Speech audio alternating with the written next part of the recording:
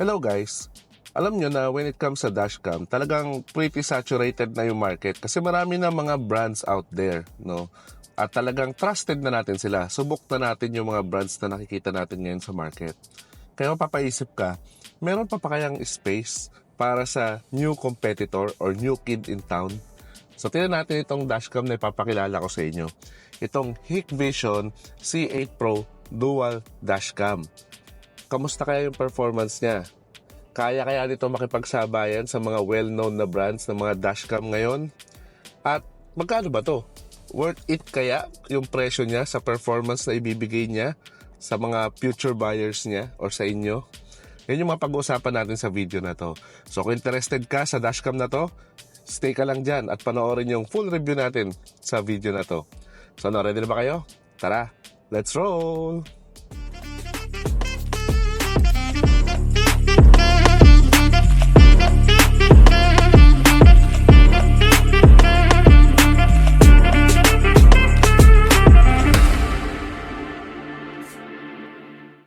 Okay, so bago natin buksan to guys, quick specs muna tayo. Ano ba yung mga specs ng dashcam na to? So let's talk about yung main camera niya. Yung main camera niya ay may aperture na f1.55. So okay na okay siya sa low light. Ang screen pixels niya ay 3.5K yung resolution. Ang max resolution ng main camera niya ay 3000 by 1688 pixels. Yung rear camera naman ay 1080p yung maximum resolution. Ang screen size niya ay 2.45 inches touchscreen, viewing angle na 151 degrees, at max storage support niya na 256 gig na SD card. So pag-usapan naman natin yung mga tech features ng camera na to.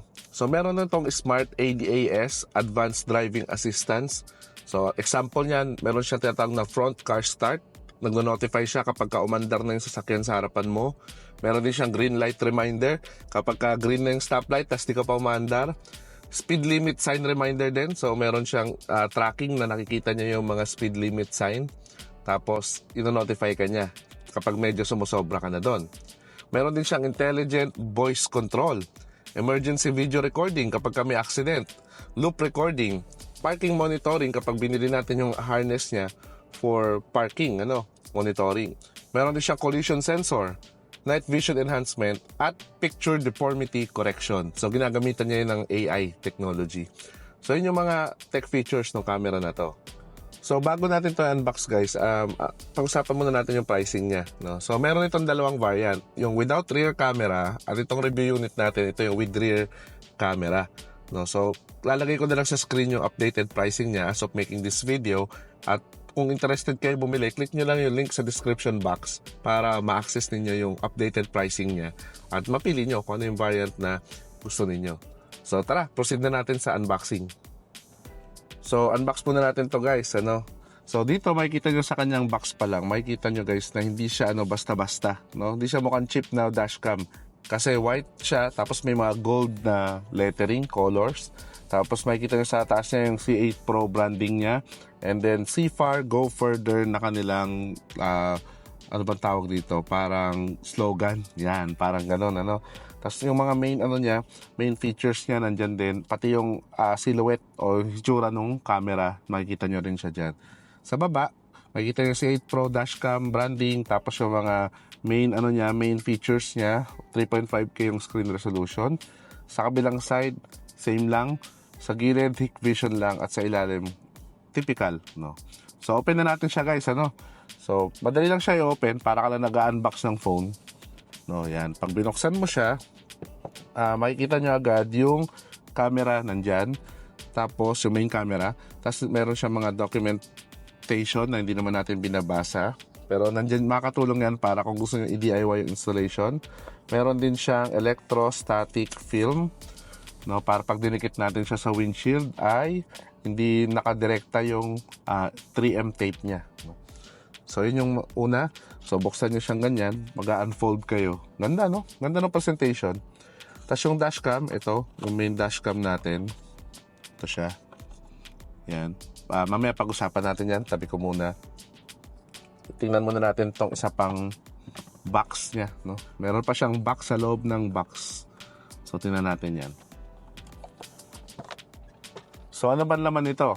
Ang laman nito ay una yung kanyang Type-C na cable, mahaba, no? Okay.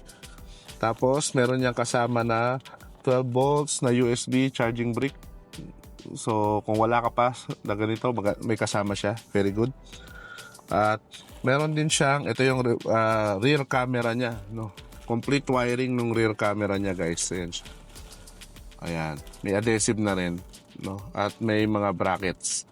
So mahaba siya, no? So saktong-sakto. Mamaya papakita ko kung paano kung saan ko siya ilalagay sa sasakyan na to. So yun lang, ano. So ngayon back to tayo, yung ating camera. So ito yung main camera natin, guys, no. Yan, nakita niyo yung Hikvision niya. Although gawa siya sa plastic, pero ano siya, guys, premium looking na plastic, hindi yung cheap plastic. Kaya sa build pa lang niya, talaga makikita mo parang hindi na siya basta-basta, di siya mumurahin. So na-adjust yan, ito yan, no. Ganito kasi yan pag kinabit, no, pag ganyan sa windshield, then gaganyan nyo siya. Doon yung harapan. So yan, na-adjust yung kanyang main camera, no. Tapos may Hikvision branding siya. Ito yung kanyang adhesive na didikit niya sa windshield. Sa taas, makikita niyo yung kanyang ports, no. May speaker, may Type-C port, merong jack for rear camera, at meron siyang mini USB port para sa GPS, no. So pwede ka kasi bumili ng third party GPS dito. Then microphone, TF card reader niya, at reset button. Ito yung kanyang screen, guys. Sobrang laki, no. So yun lang, ano, guys, yung makikita sa kanya. Kakabit ko muna to, then papakita ko sa inyo kung paano yung positioning niya sa pagkakabit, and then sample footage mamaya, ano. So yun lang, ano, sa part na to. Okay, guys, so ngayon na-install ko na siya. Pakita ko naman sa inyo yung interface ng app bago ko ipakita yung itsura ng pagkaka-install ko sa kanya. Okay, so ito yung kanyang app, ano. Pag login nyo, after nyo ma-activate yung camera, no, ito. So ito yung front view niya, yan. So makikita nyo dyan, pag pinindot nyo yung play, yan yung live view niya, no. Yan, pakita ko sa inyo, yan yung kamay ko. So yun yung kanyang live view, kompleto ng information, date, pati may horizon calibration din siya, no, para makita ng ADAS kung gaano kalayo yung itatansyahin niya, no. Meron 3 button dyan, guys. Yung photos, para yan sa mga na-capture nyo na photo, at emergency, no, sa front view at saka rear camera. So empty pa tayo ngayon. Tapos meron siyang playback para i-play niyo yung mga na capture niya na video, no, during ngayon, at pwede niyo rin siya i-download dyan. At yung capture button para sa capture ng pictures or shot, para makapag-capture siya ng shot. Kapag sinuwipe niyo yung camera view natin, ito naman yung rear view niya, guys, no. So yan, karon din same thing, pretty lang, simple lang yung kanyang app, no.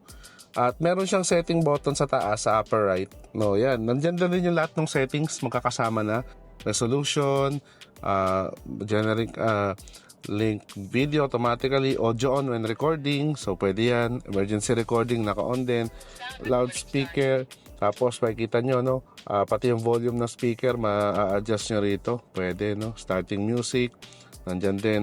Tapos ma-adjust nyo yung standby clock niya, kung live preview pa rin o baka clock na lang, pwede rin, o kaya i-off ninyo siya. Parking monitoring, meron din siya. Tapos yung sensitivity ng parking monitoring niya, pwede rin. No limit. Tapos electronic fence, no, remote car search. Gumagana lang yan kapag meron kayong GPS, no. Tapos ADAS, na-adjust nyo rin dyan yung lahat ng collision warning. So yan. Tapos anything, network parameter storage, pwede nyo rin dyan. So pretty straightforward yung kanyang menu. Lahat na ng kailangan nyo nandito na, guys, no, hindi na siya iba-ibang page pa. So simplicity ang motto nitong app na to. So yun lang para sa kanyang app, guys. Ngayon, yan naman siya, guys, no. Yan yung front camera niya kapag ka naka-install, no. So nakikita nyo. Yan, dilagay ko siya sa likod ng rear view mirror para di masyado maka-impede ng vision. Pero hindi naman siya sobrang laki, guys. No, yan, maliit lang naman siya. Kaya hindi rin talaga siya nakaka-apekto overall sa vision. Pero yan, yun yung pagkakalagay natin sa kanya. No, merong mga extra wiring lang. Pero okay lang yan. Ayusin na lang later on. So yan yung itsura niya, guys, no, kapag kakabit. So yan siya pagkaharap. Maganda sa kanya ayan, no. Mamaya magiging magiging clock siya para di talaga siya maliwanag sa gabi. So tingnan naman natin yung likuran niya, guys. Sa rear camera niya, ito siya guys. So dito ko siya nilagay. Buksan natin ano. Ayun lang siya, walang 30 minutes kinabit. So ayan siya. So makikita niya naman mamaya yung recording niya. Mas mapapaganda pa to, pero ayan yung ano, ayan yung kinabit natin. Sorry, DIY lang. Pero yun, para lang makita nyo kung magka-idea kayo kung anong itsura niya pag kinabit. So ngayon, tingnan naman natin yung ano, footage niya. Papakita ko sa inyo in 3, 2, 1.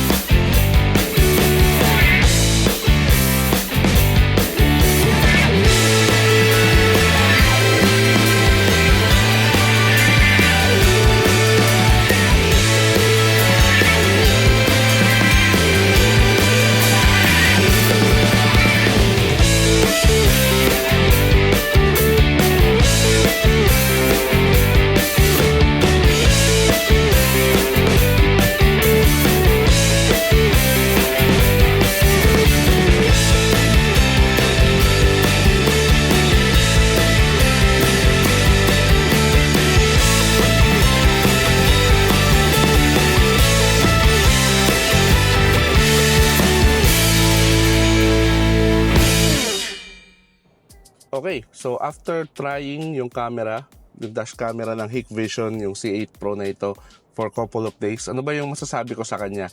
Well, una ko masasabi sa kanya sa front camera, napakaganda ng kuha, napaka-crisp, saktong-sakto, no? Punong-puno ng details yung makakapture mo sa kanya day and night.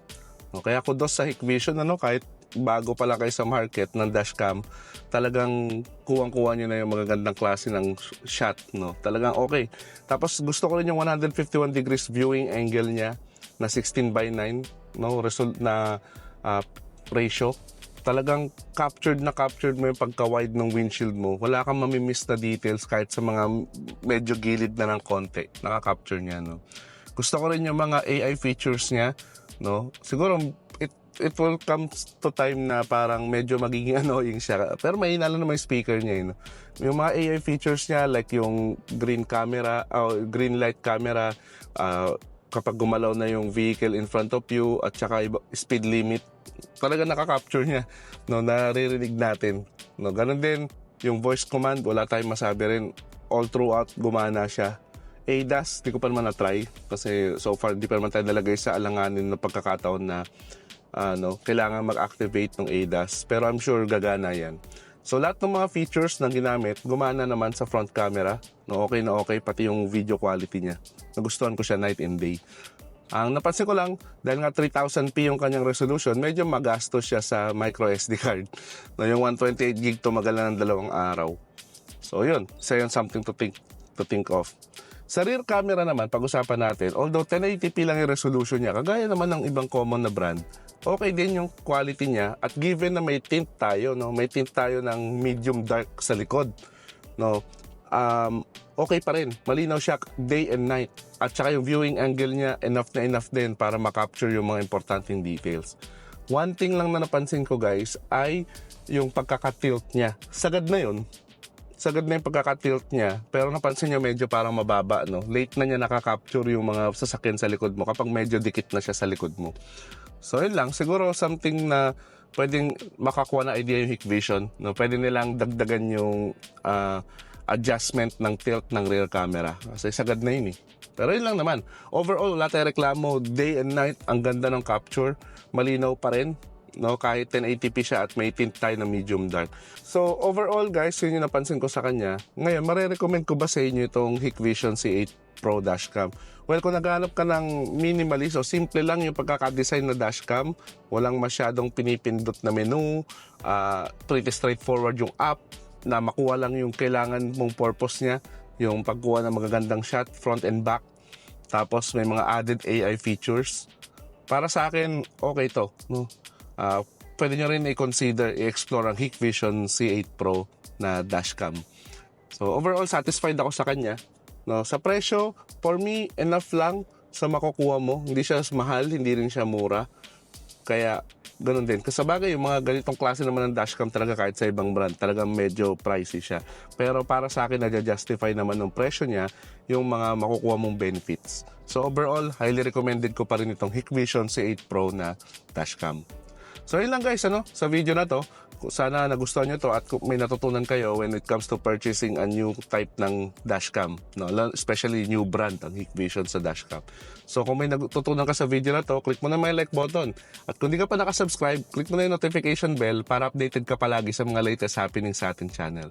So till the next videos guys, always remember, drive safe and enjoy!